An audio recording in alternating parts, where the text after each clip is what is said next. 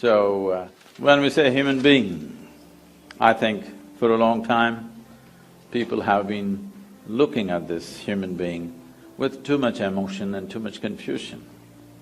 But the yogic sciences have always looked at the human being as the ultimate mechanism on this planet. When we say a mechanism, we're talking about something that can work systematically, something that can do things, something that can consistently produce something wonderful. If it is not a mechanism, that means it's one chaotic nonsense. So, there are both type of human beings. Some are just one chaotic nonsense, some have become wonderful mechanism, not because somebody has come with a great mechanism and somebody has not. All of us fundamentally have come with the same thing. Maybe on the level of our physical form and maybe on intellectual levels, there may be some differences. But essentially, all of us carry the same human mechanism. But why is it that one seems to be in a phenomenal state and another seems to be a total mess? There are many ways to look at it. One simple thing is, we can look at it this way: every human experience that human beings have. Here, the little children, you have to do something to make them unhappy right now. You have to do something to make them unhappy. But there are a whole lot of adults, you have to do something to make them happy. They've reversed the equation completely. At the age of 5, if you were this joyful, by the time you're 30, you should have been ecstatic, isn't it? If things happen in the right order. But for some reason, it's gotten reversed to most people. As I said, every human experience has a chemical basis to it. We can call it peace, we can call it joy, we can call it love, we can call it blissfulness, we can call it ecstasy, we can call it agony, anxiety, misery, stress, tension, whatever we want to call it. Every human experience has a chemical basis to it. Or in other words, what you call as myself right now is a chemical soup. The question is only, is it a great soup or a lousy soup? If I give all of you the same soup-making ingredients, do you believe that all of you will come up with the same kind of soup? No. 500 varieties of soups will happen, that's all that's happened. All of us have come here fundamentally with the same ingredients, just see in how many ways we have become. The reason is, we have been given such a complex mechanism, and do you agree with me, all the gadget lovers, I'm asking you? This is the most sophisticated machine on the planet, do you agree with me? So I'm asking you, someone gave you such a complex and sophisticated machine, have you read the user's manual? No. So without the user's manual, if you operate something, how would you do it? By accident, something will happen, once in a way it works. Once in a way something is working. And to make this human being happy in pursuit of human well-being, we've ripped the planet apart, all right? I want you to understand there is no ecological disaster on the planet. Ecological disaster is just a consequence of human beings not knowing how to be joyful by their own nature, because we are seeking it everywhere else except here. But all human experience happens from within. What happens here, if you try to cause it from outside, then you have to burn the planet definitely, and that's what we're doing. So ecological disasters have not happened because of something else, only in pursuit of human well-being, isn't it so? Hello? Yes. So, in pursuit of human well-being, last 150 years, we've done too many things using the power of science and the prowess of technology. We've done too many things, so many things that if you happen to be here 200 years ago and you're here again today, you wouldn't recognize the place for anything. Everything has been changed. Because of this change, much comfort and convenience has come. When it comes to comfort and convenience, we are definitely the most comfortable generation ever. Do you agree with me? I'm asking even those who are standing.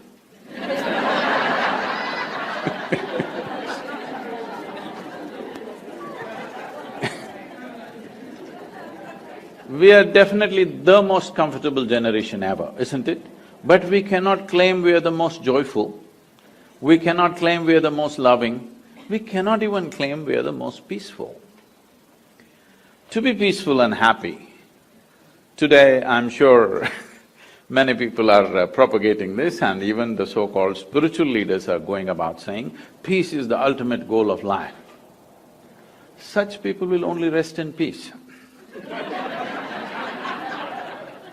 Because, tell me, today, if you want to enjoy your lunch today, if you're not ecstatic, at least you must be peaceful, isn't it? Hello? If you're not in some state of ecstasy, at least you must be peaceful to enjoy the food that you eat, isn't it?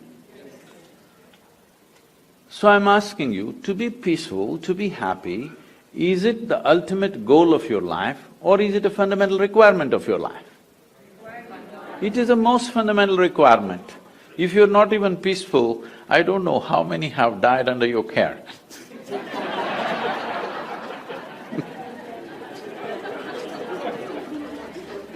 Because when you're not even peaceful and happy, you tend to do things which are neither good for you nor for anybody, isn't it? This is the nature of the human being.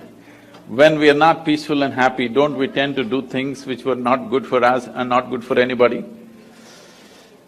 Now, this peace has been taken to heaven. People say, if you say peace, people say divine peace. If you say joy, they'll say divine joy. If you say love, they'll say divine love. These are all human things. Human beings are capable of being peaceful, joyful, loving, but all these things have been exported to heaven by those who are crippled. Crippled lives have exported these things to heaven. If you say peace, they say it happens only there. If you say joy, it happens only there. If you say love, it happens only there. Even your dog is capable of being loving, isn't it so? You don't have to reach as far as God to know love. A dog will do it, yes? Consistently, yes or no? If you get yourself a dog, 12 years guaranteed love affair or no? Yes? I wouldn't say the same thing about everybody else, but there is no guarantee about others, but a dog is a guaranteed love affair, isn't it? Now, these things have been raised like this. You know, I was to speak at Tel Aviv. I was flying out of Atlanta. I was to land there in the morning and speak at 6:30 in the evening, but then I land up there at 6 o'clock in the evening because of some flight delays. And I'm quickly changing in the airport to rush to the venue because in these 34 years I have not been late to a single appointment in my life, so I don't want to break this. So I'm quickly changing and rushing. And I'm famished because I'm traveling by an American airline, there's nothing edible on the plane, you know? There's nothing edible on the plane.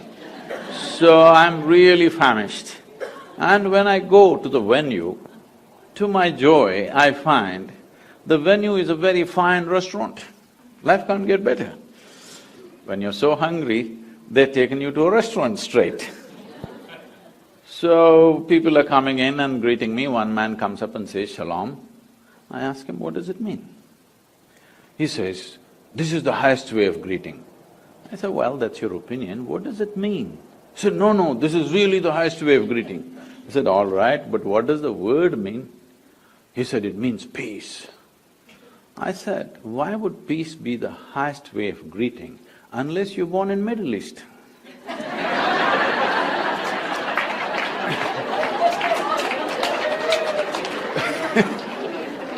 In South India, somebody comes up to me in the morning and says, peace. I'll say, what's wrong with you? So I'm saying anything that you are deprived of will slowly rise to heaven. Everything that human beings are talking about, everything that human beings have attributed to their gods, everything that human beings have exported to heaven, these are all human qualities. Yes? Those who made themselves incapable, they're talking it'll happen somewhere else. But today human intellect is sparking like never before. Never before this many human beings could think for themselves. Yes? Never before in the history of humanity. Because otherwise, a priest, a pandit, a scripture, something else thought for you. Now human beings are beginning to think for themselves. Whether they're thinking straight or not is another issue, but at least they're thinking something. It's a good beginning, something they're thinking. Once they start thinking, the problem with thought is, it has to be logically correct, otherwise it doesn't go by. Even the most idiotic argument if you witness, people are talking the way they're talking because they believe it's logically correct. Yes or no? Yes. Nobody thinks he's logically wrong and continues to argue, he won't do that. He somehow finds a way to make it logically correct. So once this happens, that human intellect begins to fire like this, even if God comes and stands here and speaks, unless he makes sense, people will reject him. Yes or no? Maybe you don't have the courage to say yes. Your children, they are going to reject it. Unless it makes sense to them, they're going to reject it. Yes or no? So once they reject it, it may so happen, heavens will crumble. Heavens will fall down. You know what is in heaven? You don't know. Let me tell you so that you can make your choices. Hindu heaven, food is great.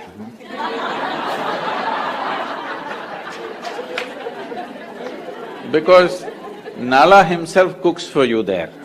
Nala himself cooks, he is the best chef in the universe. So food is very good. If you're a foodie, you must go to Hindu heaven. In another heaven, in the clouds, white-gowned ladies are floating. If you like that kind of ambience, you can go there. In another heaven, you'll have virgin problems. If you want to encounter that, you can go there. Only problem is, what is the qualification for you to get there? This happened in a Sunday school in Alabama. Anybody from Alabama? Yes. I would have chosen another state if you had told me you're here.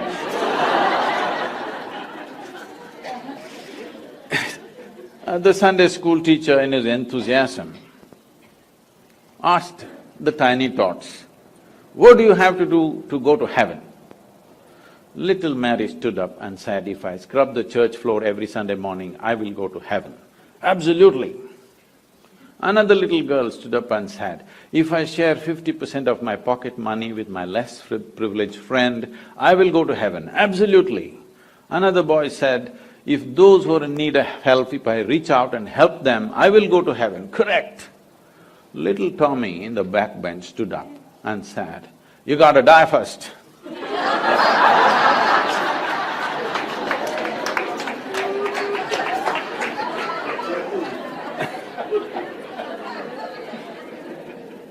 So you got to die first, that is the basic qualification, all right?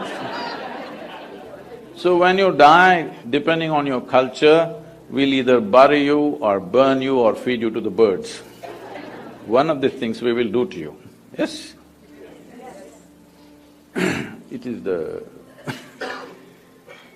or in other words, anyway, your body, we put it back into this earth because this body is something that you borrowed from this planet, isn't it so? You're on loan. If you were planning to take it to heaven, you're a willful defaulter, Yes? It's good to pay this back, isn't it? What we have taken, we can use it well, When it's time, we must pay back the loan or no? Put it back into the earth. Whether you like it or not, they will.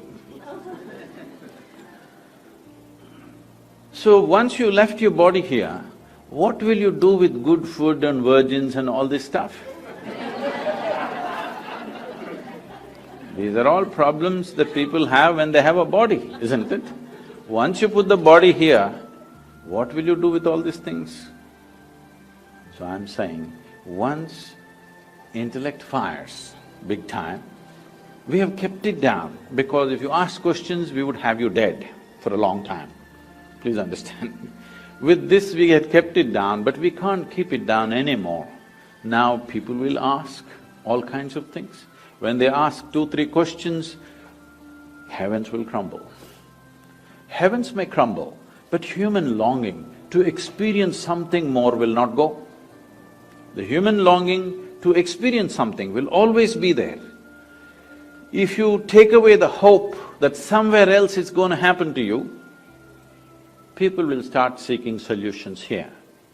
When they start seeking solutions here, if you don't show them a way, if you don't show them a way which is logically correct and scientifically ascertainable way, where you can take charge of your inner experience and cause the kind of experience that you want to be in, if you don't teach them the ways, if you don't give them the technologies for inner well-being, then I would say in another 60 to 80 years' time, 90% of the humanity will seek chemical solutions. They will be either on drink or drug. Tell me, most of you, whatever your age right now, when you were 20 years of age, how many people were drinking and drugging on this planet? Today, how many people are doing? Has it gone up by 1000% at least? 10 times over or more? It has. This is because people are seeking solutions here, because slowly all these people are losing faith that somewhere else it'll be better. They're trying to make it better right here. If you don't show them the right way, they will somehow try to do it. Now, I'm not looking at this as a moral issue. 90% of the people being on drink and drug is not a moral issue for me. One responsibility we have as a generation of people is that when we leave, we have left a generation which is at least one step better than us. This is a fundamental responsibility we have as a generation. But when we leave, if we are all on 90% of us or on drink and drug, when we leave, we will leave a worse generation than us, because we will become incapable of even producing a better generation. And this will be a complete failure of who we are, everything that we worked for, the development of civilizations, all this will go waste if 90% of the population goes on this. In New York City, what do you think is the percentage? I'll leave it to you. People from New York tell me. What do you think is the percentage who are seeking some kind of chemical solution for their experience to make themselves peaceful? They have to drink something or pop something. What do you think is the percentage?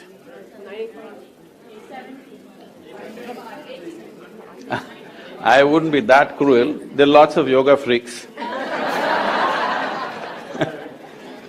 But it's a big percentage, not a percentage to ignore anymore, isn't it? It's like, those of you who come from India anyway, all of you are largely. When you were growing up as children, there were few drunkards in the town. Yes? 1, maybe 2%, they are drunkards, they're not normal people. But they are the normal ones now. There are a few who don't drink, who are freakish. There are 2% freaks who don't drink anymore. So, this is not a moral thing. This is just that you have become incapable of dealing with yourself. That is a fundamental thing. See, what amazes me is people live here 50, 60, 70 years. They are 60, 70 years of age, still they do not know how to deal with their own thought and their own emotion. This you may think is normal, is not normal, I'm telling you. If you do not… See, these are the basic faculties that you have. A human being can think about anything he or she wants, can emote in many strong ways. If these thoughts and emotions don't work for you, they're working against you, that means you have not figured the fundamentals of being human, isn't it? You would have been peaceful if you were born as an earthworm or something. The problem is, right now, human beings are not suffering something that they don't have. Their suffering is because of their own intelligence. If I take away half your brain, most of you would be peaceful. Yes. It's being done in the… in some institutions it's being done, lobotomy is being conducted, right? When somebody cannot control themselves at all, pull off a part of the brain, they're quite peaceful. I think people are even suggesting it's time we do it when the children are born. If you take off certain things, criminal attitudes will go, this will go, that will go. People are suggesting such things, responsible medical institutions are suggesting such things. If you cripple everybody, there may be no crime in New York City.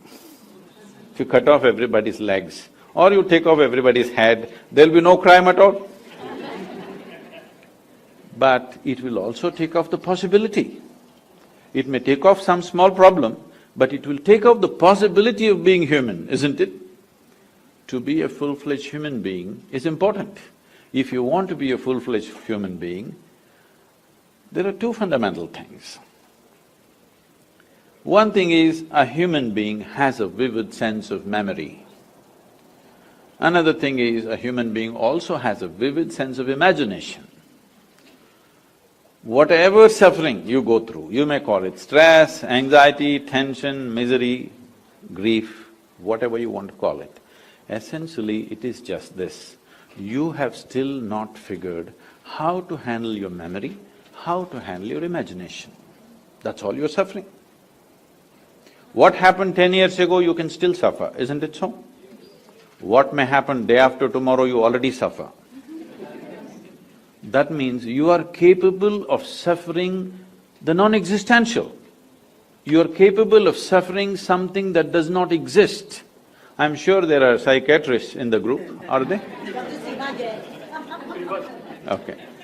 This, even by medical definition, if somebody is suffering that does not exist, do they qualify? Do they qualify or no? They do qualify as patients, right? That's what I'm saying. I'm saying, if you start suffering something that does not exist, that means you even medically you qualify as a case. Case number whatever. Now, this is not a joke, because we are leaving human beings with education systems which will teach you everything about the world, not a thing about yourself. Trying to control this with fear, trying to control this with possibilities of punishment somewhere else, it's not worked. Anyway, people are doing what the hell they're doing, aren't they? Yes. It is time that we bring sense to the world. We are always thinking in terms of good and bad. This has happened because of certain types of religious beliefs, certain types of things where everything is controlled by fear and guilt and whatever. First thing is you divided the world into God and devil, good and evil, this and that. No, I'll ask you a simple question. Is there anybody here who is 24 hours good or 24 hours bad? Hello? You… yes or no?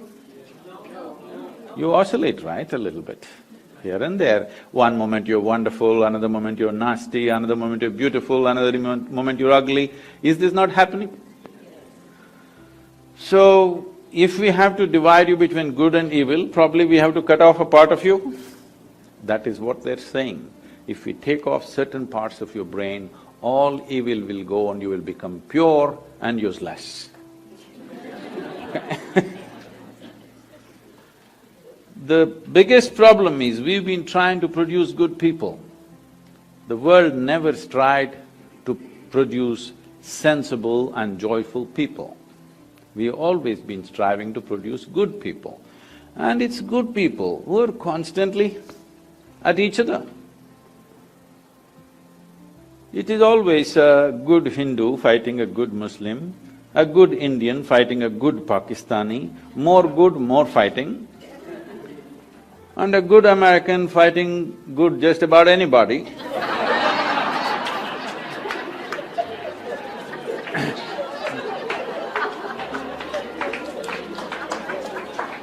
Because the more good you think you are, more confrontational you have become. Please see this. The more good you think you are, you naturally become more confrontational with just about anybody around you. If you think you're very good, how this has come to you in your mind is, you look at these people, she's not okay, she's not okay, she's not okay, he's not okay, he's not okay. Compared to all these people, I'm good, I'm very good means nobody is good. Nobody is okay. Nobody is okay is not a question of goodness, it's a question of madness. The madness has settled in. This has to go means human consciousness has to rise. You have to look at this tremendous possibility that we have come with. And is it true? Can you see me at least? Hello, everybody? Even if you're not listening, can you see me?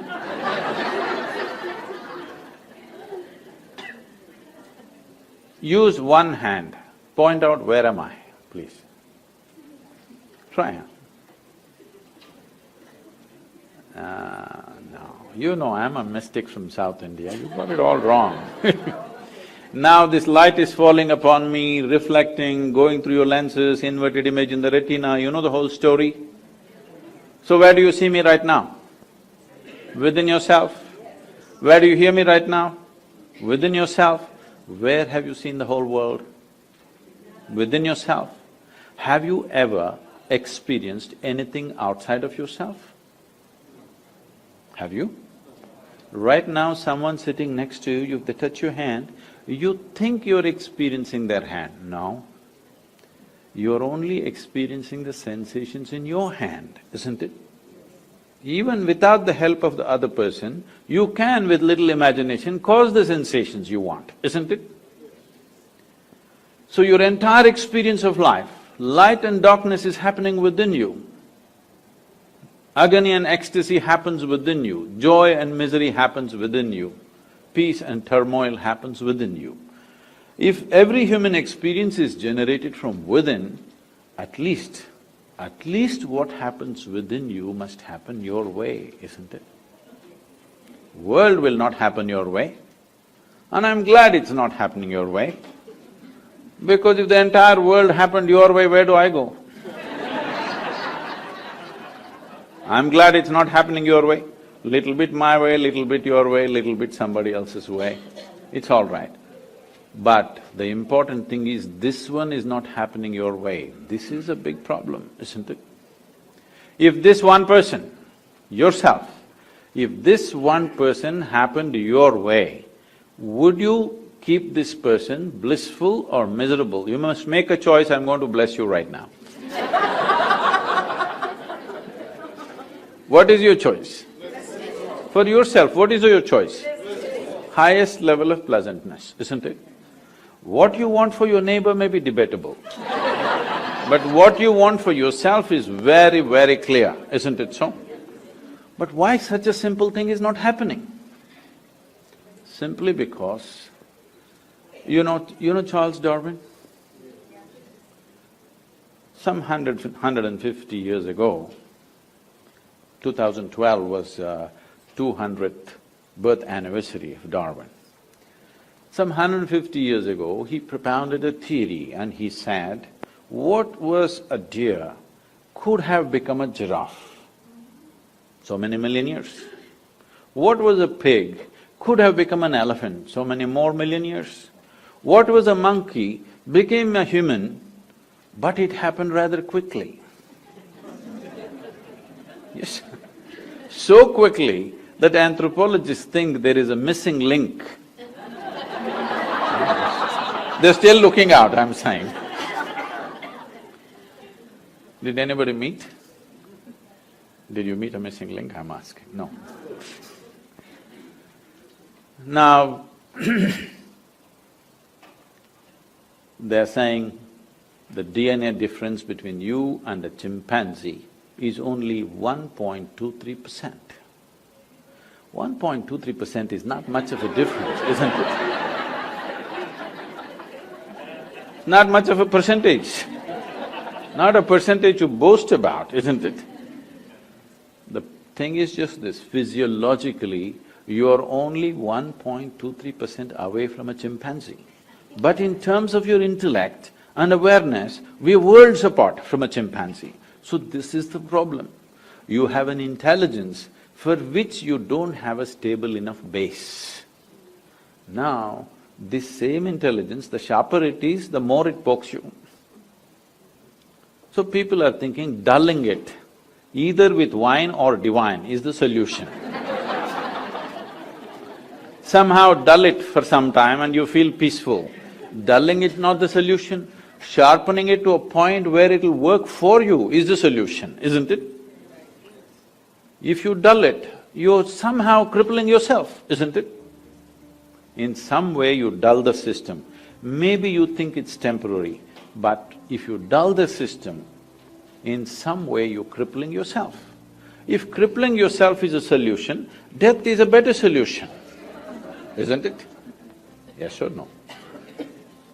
If taking a little bit of the brain is a solution, blowing your brains out is definitely a better solution, more efficient. This happened.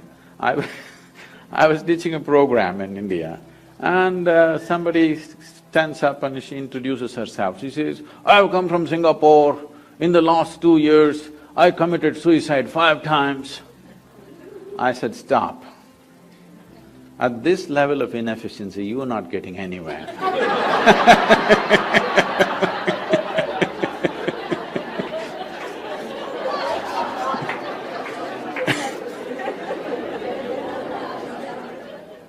If you in some way think by dulling the system you will be better off, which the world is practicing large scale. Now you're saying in New York City it's 90%, I don't think so. But it's getting there, rapidly getting there in that direction. Drink will lose its draw after some time. More efficient things will come. Slowly, all things will get legalized when they can't control it anymore, please know this. Everything will get legalized, the moment they can't control it, they'll feel it's better to tax it and run the nation rather than investing too much on policing these things. So when these things happen, it is a question of crippling the human being in some way. Yes, it gives pleasure. If you take off the brain, maybe you can just float around in total, utter peace. But all possibilities are also gone, isn't it? So this is happening to us because we have not understood the fundamentals of how to exercise our own intelligence. We have learned how to make a living, we have learned how to do things, we have learned how to go to the moon or even beyond.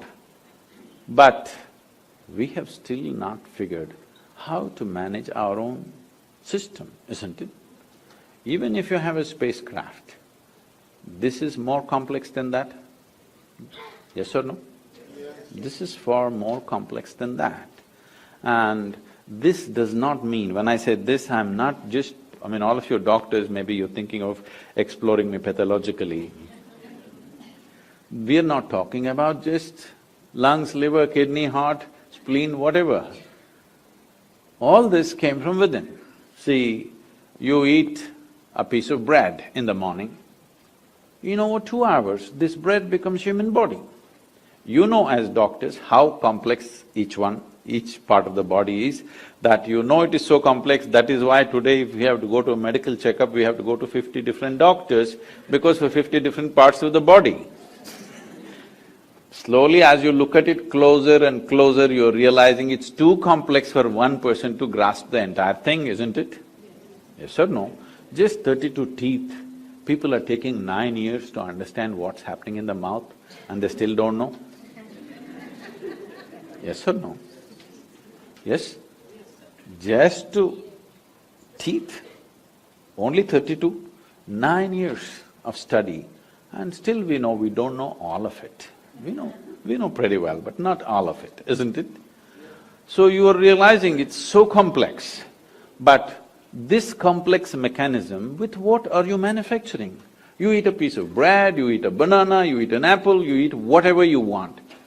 Within few hours, it becomes this. So there is an intelligence here. There is an intelligence here which can make a banana into a human being, yes or no? Suppose I took a banana in my hand and transformed this into a human being, who do you think I am? Who is this, huh? Where did you see a magician who made a banana into a human being?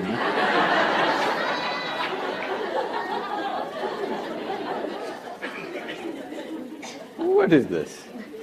Only Creator could do this, isn't it? But every one of you are doing this every day. Only thing is, you're doing it unconsciously. If only a drop of this intelligence entered your life in a conscious form, you would live magically, not miserably. Life wouldn't be a struggle, it would be an ecstatic breeze. This happened.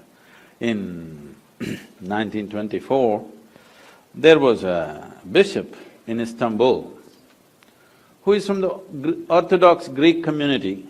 You know, the Orthodox Greek community have their own pope in Istanbul. They believe they are the only real Christians, the rest are no good. So they have their own pope and they have their own stuff going. Being on the Silk Route,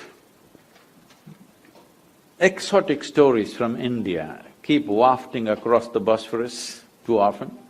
So he heard so many magical stories. And he always wanted to go to India, but being a man of cloth, he couldn't decide where he goes.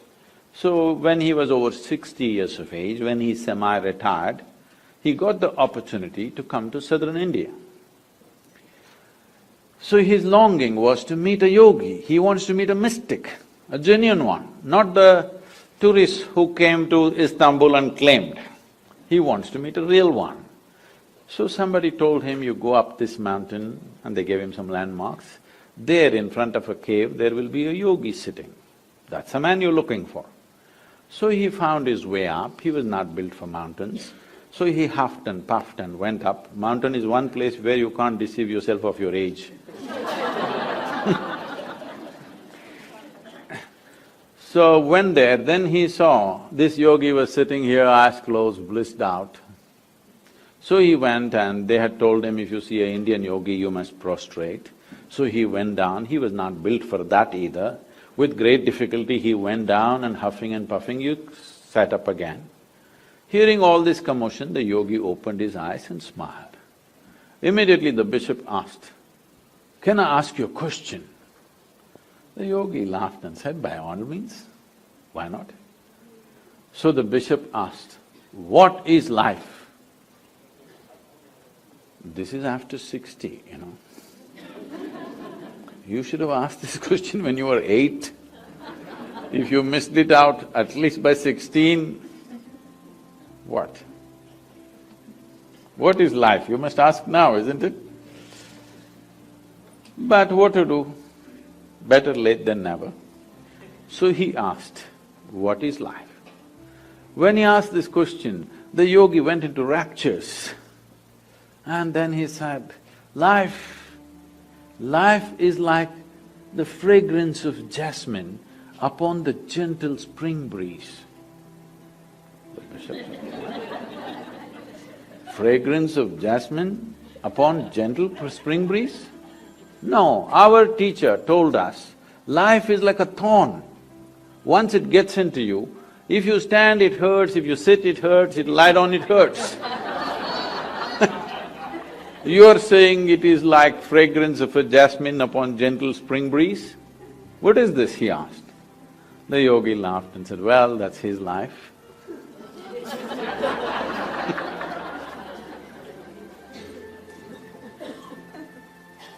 The experience of your life is entirely generated from within. Is that so? What is being generated from within must be happening your way. Must happen your way, isn't it? But right now, just about anybody can make you happy, make you unhappy, make you miserable, make you frustrated, make you angry, make you so many things. This means you're in a very deep state of slavery. Somebody decides what should happen within you, not even around you. What should happen within you, somebody decides. This is a terrible state to be in, isn't it?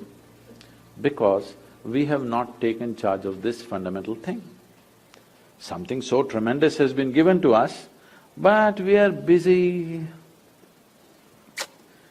We read one piece here, one piece there, we read one tidbit from this scripture, another tidbit from that scripture, and self-help book, this book, that book, all tidbits. But it's not working here and there in small way. On a certain day, a bull, you know a bull? A bull was grazing. Chomp, chomp, chomp, chomp, chomp. Slowly, green grass led him deep into the jungle. He went deep inside. There was a lion who was past his prime and he was having difficulty hunting in the jungle because the animals are fast and he is getting slow. Then he saw, after many weeks of grazing, this bull had become nice and fat. He saw this nice fat bull, his mouth watered. He stalked him, found the right moment, pounced upon him, killed him and ate him up. Stomach became full. With great satisfaction, he roared. There were a few hunters passing by. They heard this roar, they tracked the lion down and shot him dead. The moral of the story is, when you're so full of bull, you should not open your mouth.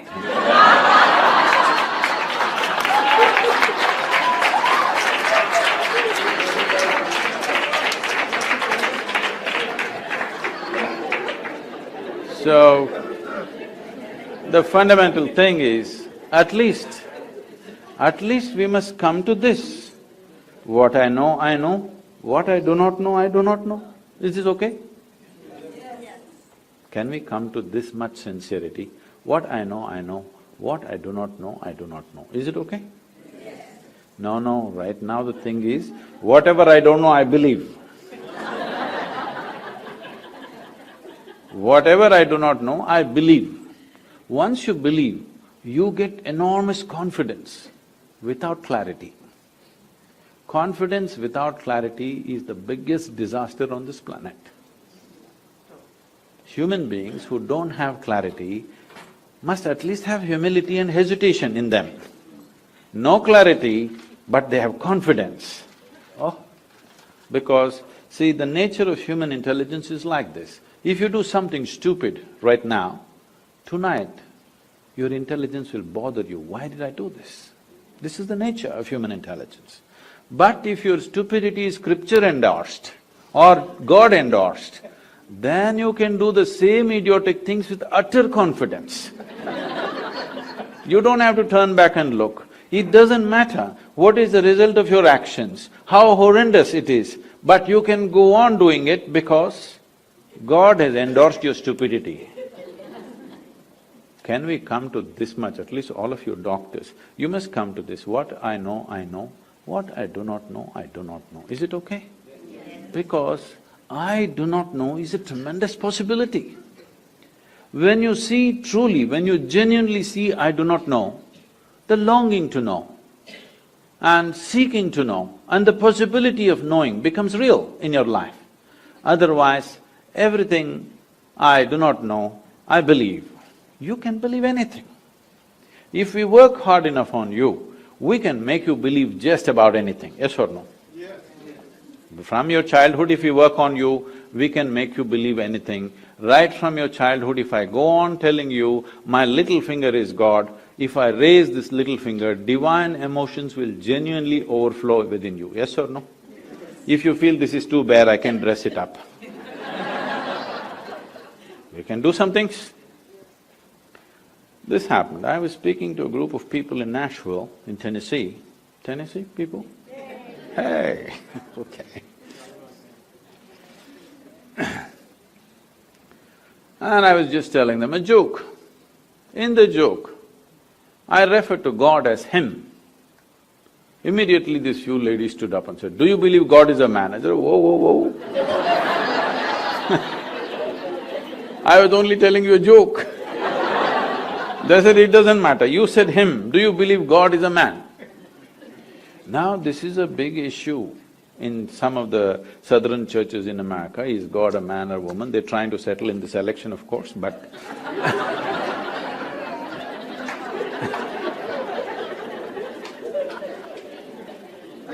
is God a man or a woman is going to become a serious issue in America in the coming years, once the president is on.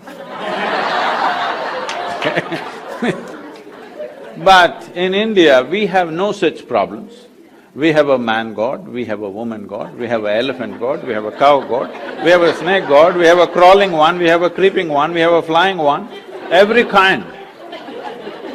Because we are a very wise culture, we foresaw all the future problems that may occur. Who knows who will claim tomorrow what?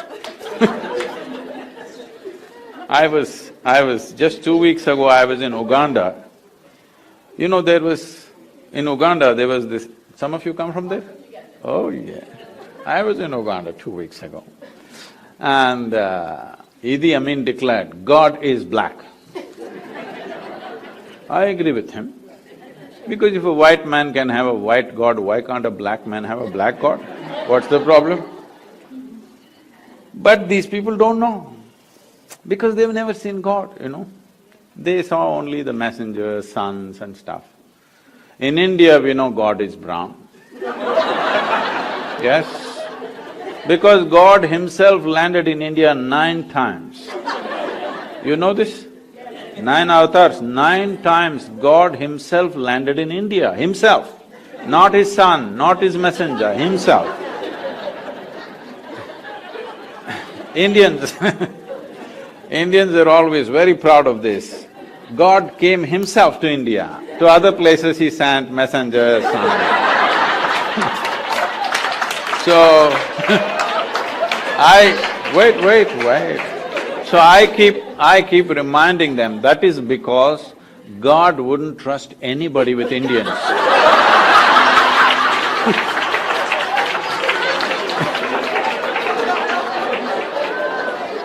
He wanted to do the job hands-on. So He Himself came 9 times and failed. 9 or 10 times debatable, but failure is not debatable, isn't it?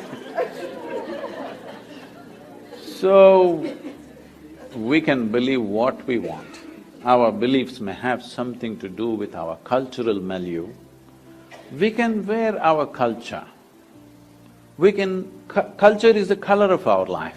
We can wear our culture, we can be proud of it, we can enjoy it, but culture is not a tool for seeking truth.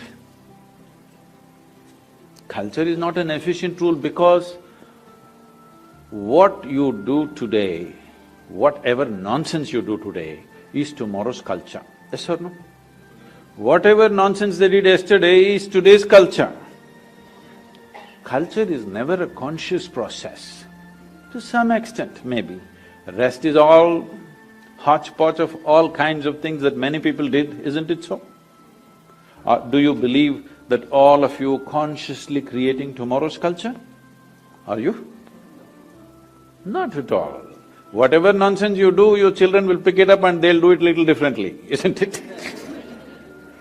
So, culture is not a conscious tool, culture doesn't have sharp edges, it is just like that, simply evolving like an amoeba in various forms, everybody in this room full of people, each person will have their own understanding of what is Indian culture right now.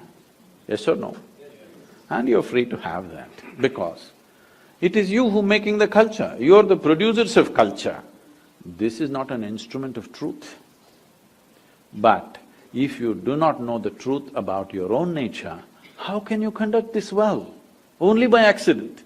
When you conduct something so sophisticated by accident, anxiety is natural, isn't it? Everybody is a client, you can put that up in your practice. Psychiatrist, everybody is a client.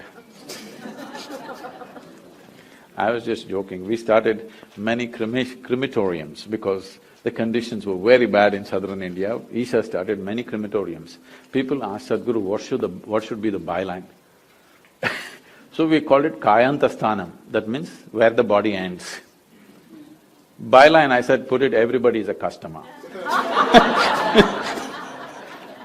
Don't do any market development, just wait.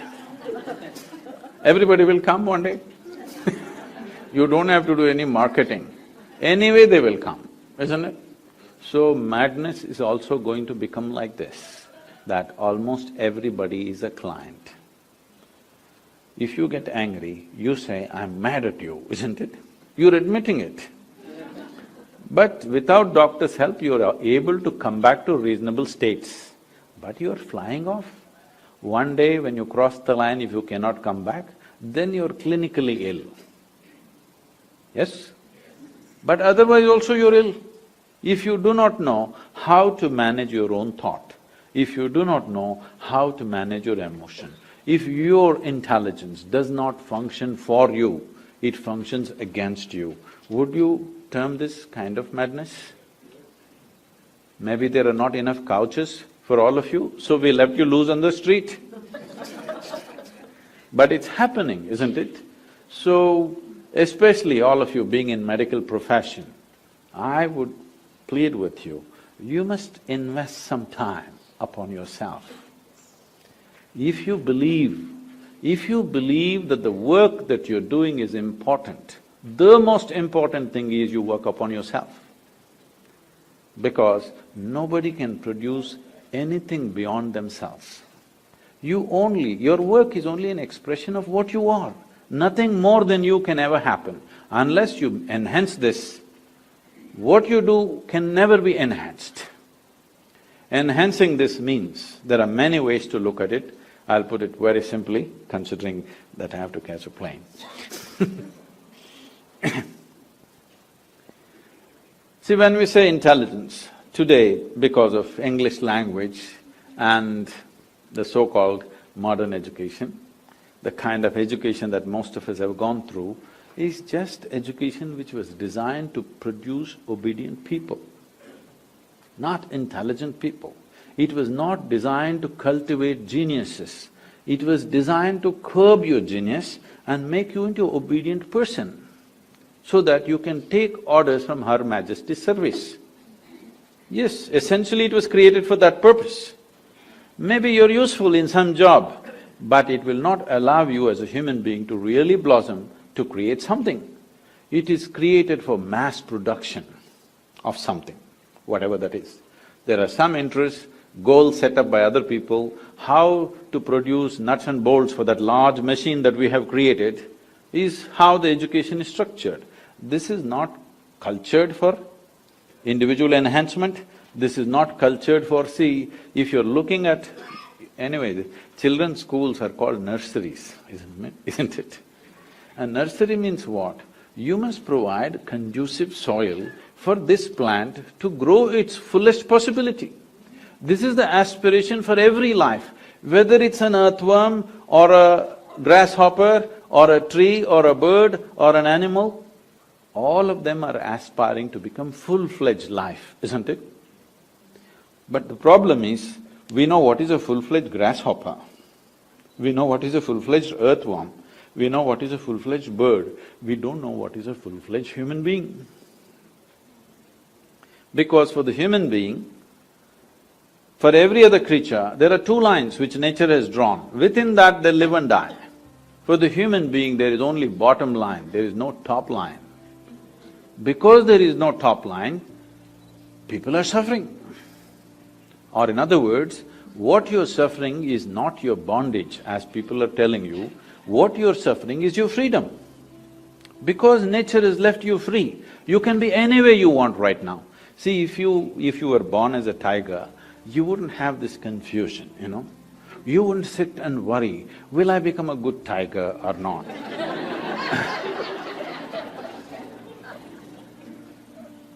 If you eat enough food, you will become a good tiger. There is no confusion, will I end up as a pussycat, will I become a great tiger? There's no such problems for a tiger. There is no such problem for any other creature, because for all of them, two lines are fixed. You eat well, you will become that. But you eat well, this will not become that. This one has come without a top line, so it is left to you to determine what this should become. When such a freedom life has offered to us, this is the greatest possibility. Upon this planet at least, of the life that we have seen, this is the greatest possibility, isn't it? Instead of exploring it, we're trying to fix it all the time. This is that. We are trying to fix a top line. But tell me, whatever you are right now, would you like to be something more? You must tell me right now, otherwise I'll bless you.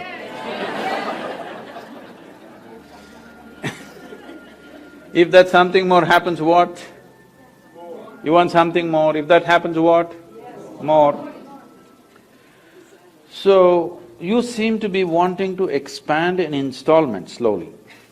So let's say I will make you the king or queen of this planet. Don't look at me hopefully. Does it look like I'm going to commit such a blunder today? No. Suppose you become the king or queen of this planet, will you be fulfilled? I'm asking you. You will look at the stars, isn't it? Yes or no? This is the nature of the human being, because you are not looking for more, you're looking for all. And all cannot happen physically. If you're looking for all, this means you're looking for a boundless goal, an infinite goal. You're looking at infinity and going in installments. This is a terrible crippling process. Yes, you're looking at the infinite, your goal is infinite nature, but your approach is installments. Can you count 1, 2, 3, 4, 5 quickly and arrive at infinity one day? You will only become endless counting, isn't it? So if you're longing for something infinite, this means you're longing for something without boundaries. You're longing for something without boundaries means you cannot approach it with a dimension with boundaries. When I say dimension with boundaries, see, everything physical is possible only if there is a defined boundary, isn't it? Now, this we call a physical body because it has a defined boundary. If we pull out all the boundaries, then this is no more physical, isn't it? Physicality is a consequence of boundaries, but there is something within you longing to become boundless. If this longing to become boundless, if you give it an unconscious expression, if it finds a very basic physical expression, we call this sexuality. All you are trying to do is something that is not you, you are trying to make it a part of yourself. It seems to work for a moment and after that it doesn't. If you find an emotional expression for this, we call this love. This again the same thing, something that is not you, you're trying to make it a part of yourself. If it finds a mental expression, it gets labeled as greed, ambition, conquest, or simply shopping. If it finds a conscious expression, generally we used to call it yoga, but in New York City, I'm a little afraid to use that word because immediately all of you may start what people are doing in the Times Square, you may start doing it right here, it's just next door. No, yoga does not mean twisting and turning your body. Yoga means you learned how to obliterate the boundaries of your individuality. You learned how to erase. Why should I erase? Not that you should erase, because there is no boundary, it is only your psychological structure which is giving you a boundary. Right now when you sit here, you are absolute, isn't it? This is me, that's you, 100%. But try this and see, close your mouth, hold your nose like this for a minute. You will know that this is not absolute, this has to transact continuously, isn't it? What you exhale, the trees are inhaling, what the trees exhale, you are inhaling. If you stop this transaction, or in other words, for those of you who are pulmonologists, one half of your lungs is actually hanging out there on the tree, isn't it? Yes or no? One half of your lungs is out there because this cannot function without that. Now, this is not just on the respiratory level, every subatomic particle in this body is in constant transaction with everything in this cosmos, otherwise this cannot exist for a moment. See, here we are, sitting on a round planet and the damn thing is spinning on top of it. And in the middle of nowhere, you don't know where it begins, where it ends. Here we are sitting and doing all this talking. Obviously, a million forces that you don't even understand are keeping you in place, isn't it? Yes or no? If you don't know, you go up a mountain or dive into the water, you will understand what I am saying. If you go up a mountain, your brains will fill up with water. If you go down, your blood and brain will become full of air. All that's happened is little change in pressure. So the whole lot of forces, even managing and keeping you in place and in one piece, isn't it? If all the pressure is taken out, we may become bits and pieces. Too much pressure, we may become something else. Not just pressure, on a million different ways. This is right now being supported by too many things. You're on life support, I'm saying. Constantly, otherwise this cannot last by itself. So, anyway, there is no boundary for this life to exist. The life within knows this. Even the body knows this. Only your mind doesn't know this. Your mind thinks you're an absolute creature by yourself. So when you consciously erase this boundary in your mind, this means you can sit here and experience everything as yourself. If everything in the universe you begin to experience as myself, then we say you're in yoga or we say you're a yogi. This means a union has happened. You have successfully erased. What is the use of this? This means there are different dimensions of intelligence within us. Unfortunately, our education systems are using only one aspect of it, which is called the intellect. In yoga, we identify 16 dimensions to human mind. These 16 dimensions are seen as 4 parts. We will look at these 4 parts. This is called as buddhi, ahankara, manas and chitta. Buddhi means intellect. Intellect must be sharp, otherwise it won't work. But it is the sharpness of the intellect which is cutting you up every day. Not because intellect is a bad thing, if you don't have a steady hand, a sharp knife is a problem, isn't it?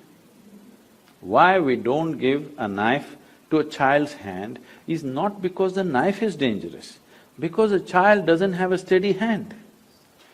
In the last 24 hours, what do you think? Have knives saved more lives or taken more lives? Surgeons, please tell me. They are here, so. So she's saying because we are all here, they are all saved. It has saved many lives in a few irresponsible hands. It might have taken some lives, but knife is not dangerous. Sharper it is, the better it is. Hello? Yes. So intellect is not the problem. Sharper it is, the better it is. An unsteady platform, then it starts cutting you up. It either cuts other people or cuts you up. The next dimension of the intelligence is called ahankara. Ahankara does not mean ego as most people think. It is the identity. Because the nature of the identity, the subtlety of the identity determines how your intellect functions. Right now I say, I am a man. The stronger I say it, the more my intellect will try to protect my masculine nature. If you say I am a woman, it'll start protecting that. If I say I'm an Indian, it'll start protecting that. If I say an American, it protects that. To what extent? Even to the extent, even if it costs my life, it's okay. But my Indianness or my Americanness or my manliness must be protected at any cost. This is what ahankara does to you, because the identity, how you take the identity. There is an entire system of education in India which is about training a child how he should groom his ahankara. his identification, how he should groom it in such a way that it is beneficial for him and beneficial for everybody around him. How to groom one's identification, there's a whole process. Unfortunately, we've given up everything, we get stuck to something or the other. So identity is the hand which holds the knife of the intellect. How steady it is, how subtle it is, will determine what the knife will do. Now, this is rooted in what is referred to as manas. Manas means it's a huge silo of memory. Memory, we recognize memory as 8 different dimensions of memory, starting from evolutionary memory, genetic memory, unconscious memory, conscious memory, and many other aspects of it. 8 different dimensions of memory. When I say all these different types of memory, I'm sure you don't remember how your great-great-great-great-grandfather or grandmother looked like, yes? You don't remember that. But their noses are sitting on your face right now. Yes or no? Your body remembers 100%. Yes or no? It even remembers the skin tone of your great-grandmother. You might not have seen her, you may not remember, but it remembers everything. So the amount of memory that every cell in the body carries is 1,000,000,000,000 times more than what your mind can ever carry. We are thinking intellect is everything and thought process has become everything because this is a European mess-up that happened to the entire world. Somebody said, "I think, so I am." No, because you are, you may think. Yes or no? Which is first I'm asking you. Because you are, you may think. Because you become such a mental diarrhea that all the time thought is flowing, you think thought is even before you. Not because you think you are. Because you are, you may think. Like if I want, I move my hand where I want, I should be able to move my mind where I want. When I don't want, I must be able to hold it here, isn't it? Right now the problem is, it's become like this all the time. If this happened to your body, you would look ridiculous, isn't it? Even with the mind it is the same thing, your only comfort is others cannot see it. Yes? It's equally ridiculous. You're comfortable because you think the person next to you cannot see it, but if they pay enough attention, they can. They can, believe me. Now, the manas is a silo of memory. If you cut off the connection between the memory and the intellect, your intellect feels suddenly useless if it is not empowered by memory. See, people lose their memory, their intellect is still intact, but it's no use because there is no memory. So these are 3 dimensions, and the 4th dimension is called as chitta. Chitta is a dimension of intelligence within you, unsullied by memory. There is no iota of memory in this. What memory means is, memory is the way you are setting up your boundaries. With memory, you recognize, this is my friend. Oh, I don't know who this is. That is my relative. I don't know who that is. You're establishing the boundaries of your life with your memory. Everything that you remember sets a boundary for you, isn't it? You remember, this is my country, now it sets a boundary for you. You remember, this is my father, it sets a boundary for you. You remember, this is my husband, sets a boundary for you. This is my child, sets a boundary for you. There is a dimension of intelligence within you which is unsullied by memory. If you touch your chitta, in the yogic lore, in a very mischievous way, it is said, if you touch your chitta, God becomes your slave. Because the dimension of intelligence which is capable of making a banana into a human being, if it became a conscious process, you would definitely live magically, isn't it? Other people will think you're superhuman, but I am telling you, this is what it means to be human. To eat, sleep, reproduce and die, you don't have to come with such a complex mechanism. An earthworm, if peace is the highest goal, you must come as an earthworm. and it's very eco-friendly. All its aspirations are 100% ecologically sensitive, isn't it? Yes or no? If you have a question, please. Yes, please. Namaskaram, Sadhguru. I have a question about medicine and law. In my opinion, a lot of physicians make medical decisions with fear of the legal system and malpractice suits. This fear affects the physician-patient relationship and increases healthcare costs. For example, I know I've ordered some tests for patients based on this fear, and I've seen other physicians do the same. So can you please speak on physicians' legal responsibility in taking care of someone else's health?